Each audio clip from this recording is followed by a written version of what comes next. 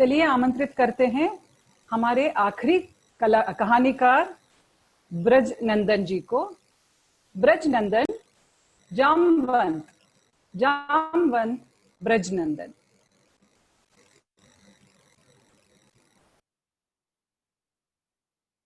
Start. हम सभी के जीवन में एक ना एक पल ऐसा आता है जब हमें अपनी क्षमताओं पर शंका हो।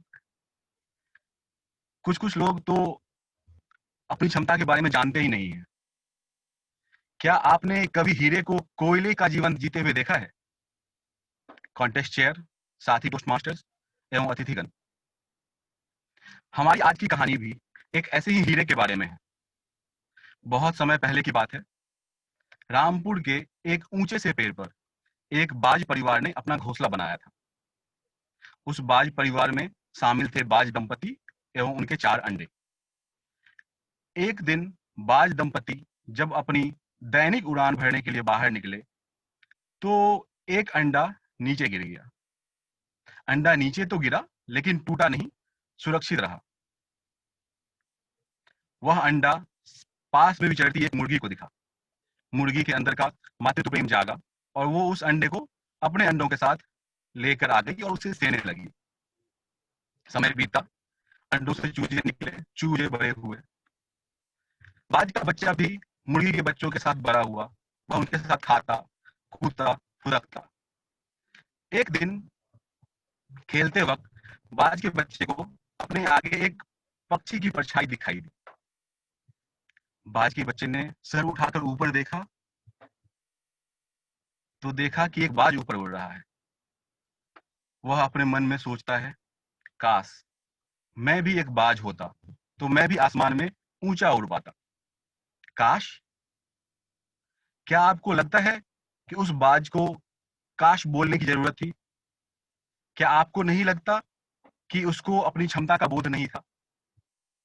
साथी टोस्ट मास्टर्स, एक ऐसी ही घटना हमारे मैथोलॉजी में भी दिखती है। जब हनुमान को एक विशाल समुद्र पार कर लंका जाना था, हनुमान जी चिंतित थे। उन्हें पता नहीं था कि वो कैसे करेंगे। तब जामवंत जी ने उन्हें उनकी क्षमता का बोध कराया। उन्हें बताया कि वो कितने शक्तिशाली हैं कि उन्होंने एक बार सूरज को निगला था। परिणाम हम सबको पता है। हनुमान जी ऐसे उड़े कि लंका में उन्होंने रावण की सेना से लोहा भी लिया और लंका को आग लगाकर वापस आए। विडंबना की बात यह है कि हमारे उस बाज के पास ऐसा कोई जामवंत नहीं था जो कि उसको ये बता पाए कि तुम मुर्गी नहीं, तुम बाज हो, तुम में उड़ने की क्षमता है।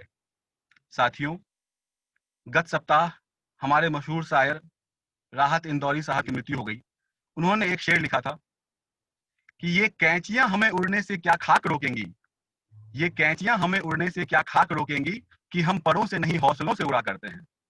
जी हाँ साथियों, जरूरत है हमें कि हम अपने हौसले को ऊपर करें, हम अपनी क्षमता को पहचानें और हमारे जीवन में कोई जामवंत आए। हमारे जीवन में ये जामवंत कभी माता पिता के रूप में आते हैं, कभी दोस्तों के रूप में, तो कभी प्रतिद्वंदी के रूप में। हो सकता है आपके जीवन में कोई जामवंत ना हो। उस समय आपको अपना हौसला खुद बढ़ाना पड़ेगा, आपको स्वयं अपना जामवंत बनना पड़ेगा, क्योंकि कुछ किए बिना ही जय जयकार नहीं होती। कोशिश करने वालों की कभी हार नहीं होती, कोशिश करने वालों की कभी हार नहीं होती। धन्यवाद।